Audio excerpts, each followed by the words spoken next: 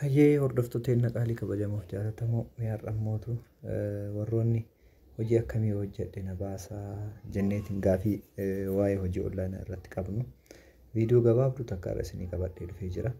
Hojii onlaayinaati. Hojiin tun hangam seera qabeetti miti kan jedhullee waliin ilaalla. Mee gadi tuqnee ilaallu. Egaa akkuma saayitoottan biraa haala salphaadhaan dhaqxanii tuqxanii galmooftu. Erga galmooftanii booda gama keessa isaa kana seennee tokko waliin ilaallu. Maayin ka jedhurra dhufa. Maayin ka jedhurra yeroo dhufu baalaansiin kiyyaa asitti amma 0 jedha. Kan argadhe humuu hin jiranii. Anis reefu galmaa'ee asitti immoo sheel chaarjir jedha. VIP waan barbaadan guutan jechuudha. Kun 0 VIP dha birrii 200 ji'atti.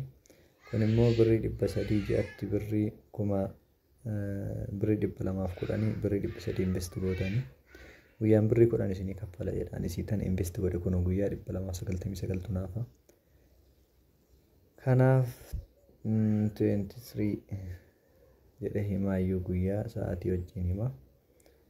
Akkasii 800 invest gootan guyyaan birrii 30 1800 gootan guyyaan birrii 70 jetti gara birrii 2100 jechuudha.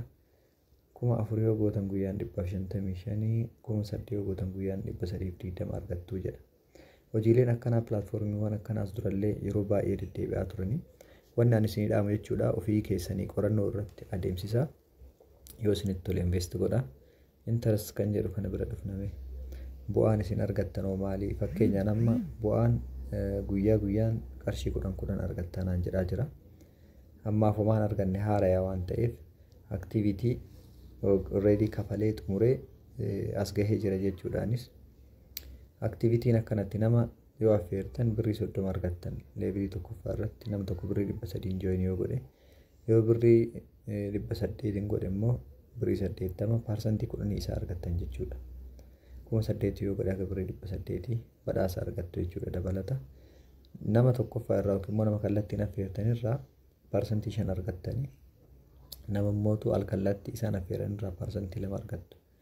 Sheer kan jedhu kun immoo namootaan affeeruudhaaf sheer kan jedhu kana tuqaan illee mee nama affeeruu isii tana tuquun qophii success jetti nama affeera jechuudha. Deemee hiriyaa kiyyaa erge galmeessuu ni danda'a jechuudha. Maayin jettee maayin godhuudha kun as biratti amma waa'ee maayining tiimii fa'aa qaba. Tiimiin eenyu fa'aa akka isin jala jiru kastaamar saarvisii qaba kun tajaajila dhaabbatichaa kallattiin argachuuf. As biratti message center qaba. Common problem rakkoo waliin furuu modify the login password fa yoo rakkoo qabaate passwordin keessan download appii buufachuu barbaaddan akkuma san about us sign out keessa ba'uuf customerii kana guutuu ixanees isin fida. Kallattiin gara WhatsApp fi Telegram as tuquudhaan argattan jechuudha. Wanni addaa immoo haalli kaffaltii isaa mee fakkeenya iddoo riichaarjii jedhu tuqee isinitti agarsiisu. Kun baankii biyyattiitiin kaffaltan fakkeenya 4,000 kan yookiin immoo mee 1,800 kafaluu barbaade gadi tuqa shuur ka jedhuun tuqa yes jedhaanii haala kanaan fide kun argitanii $34 USDT TRC20 kafaluu dandeettan jedha. Baankii daldala Itoophiyaatiin akkaawuntii kanarratti tsiyoon haayiluu ka jedhu irratti kafaluu dandeettan jedha. Akkaawuntii koppii gootanii deemtanii kafaltanii dhuftanii iddoo konfirmii jedhu tuqxu. San booda iddoo konfirmii kan jedhu yoo tuqxan iddoo riisiitiin itti galu isinii fide jechuudha. Riisiitti gad tuqxanii irra galchitanii lakkoofsa bilbilaa keessan kan ittiin kaffaltan saniin galchitanii ittiin galmooftan jechuudha. Kallattumaan birrii kaffaltan san 1,800 ta'ee 400 ta'ee 1,800 ta'ee riisiitii fudhatanii ilaalanii isinii deebisan jechuudha. Kun immoo TRC20 dha. Warra cryptocurrency fayyadamaniif kun baankii TRC20 yoo ta'u baank number kaardeedha. Isii tanaan tuqxu generate gootu jechuudha deemtanii. Inni salphaadha. Mee haala ittiin galmoofnu kan duratti koppii goone san fuunee gara telegiraamaa deemnee paste goona. Yookiin immoo hiriyaa keenna erginaa jechuudha. Fakkeenya liinkii kun hiriyaa kiyyaa ergee dhaqee liinkii kana gadi tuqee galmaahee akkaataa galmee isinitti agarsiisa amma hordofaa hanga xumuraatti. Egaa liinkuma isin ergame kana tuqxu erga tuqxanii booda descriptionii viidiyoo kanaa jalallee isinii kaa'e ni tuqxu erga tuqxanii booda haala kanaan isinii bana. Erga banee booda lakkoofsa bilbila ittiin galmooftanii asirratti barreessitu jechuudha. Fakkeenya mee amma 938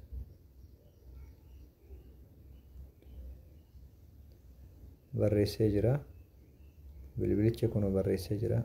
Paaswoordii kennaafi. Egaa barreessee xumuree jira. Paaswoordii illee kenneefii jira. Kun paaswoordii illee kenneefii jira. Kun immoo koodiidha isinii milka barreessu akkuma gattuu hiitanii koodii kana inni isinii barreessa tuquun qabdan jechuudha. Ergasii immoo register ka jedhu tuqxu. Registration successful jedhe login successful jedhe kun kallattiin na seensise. Paaswoordii keessan barbaadan seef godhattanii barbaadan ofirraa haqxu jechuudha. Amma seenee jira already kun haala kanaan jechuudha. Haalli galmee baay'ee salphaadha. Haalli galmee akkatti jira birrii 300 800 1800 birruma kennan jechuudha. 4000 1800 galmaa'uu dandeettu. Kanaaf yeroo galmee galmooftanii xumurtan wanti isin barbaachisu riisitii baankii qofa jechuudha. Kaffaltanii akka raawwattaniin riisitii keessan haala kanaan saayitichaatti wal qabsiistanii ergitanii fi bilbila keessan gubbaatti iddoo kana barreessitanii riisitii akkatti ergitanii fi sabmiit jettaniini akkuma kaffaltii chaarjii jedhu sanitti eegaa immoo haala kanaan isinii xumurama jechuudha. Erga haala kanaan isinii goolabame booda isin kallattiin maal gootanii gara hojiititti seentu jechuudha. Obboleeyyan tiyya qaalii kabajamuuf jaalatamu. Erga kaffaltii raawwattanii booda haala kanaan kun akka asitti argitan kanatti jechuudha.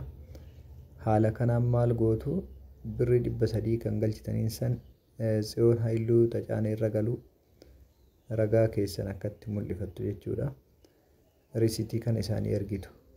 Riisitii kana ilaalanii yeroodhuma san gad isinii dhiisan jechuudha. Kan galchuu dandeettan internet baankingii yoo qabaattan baay'ee filatamaadha. Baankii Daldala Itoophiyaa jechuudha. Mobaayil baankingiidhaan dafee isinii gala akkatti kun internet baankingiidhaan. Akkasii qarshii 300 400 eegaluu dandeessu. Horaa bulaa isiniin jedha. Saayitichi kana fakkaata. Waan isin dhibe gaafadha. Dhugaa dubbachuuf customer servicein baay'ee aktiiviidha. Linkii viidiyoo kanaa immoo descriptionii jala isinii kaaya. Ofii keessanii qorannoo tolchaatii irratti adeemsisaa dura tolchaatii qoradhaa. Yoo isinii tahe invest irratti godhaati yaala. Guyyaan qarshii 300 invest gootanii guyyaan birrii 10 ji'atti 200 birrii 10 argadhaa isiniin jedha. Arboor miidiyaa irraa anis turtii hangammaasii waliin taasiseef galatooma isiniin jedha. Horaa bulaa waan isin dhibe gaafadha. Viidiyoo isaa description jala dhaqaatii argadha. Yeroo gaarii qabaadha.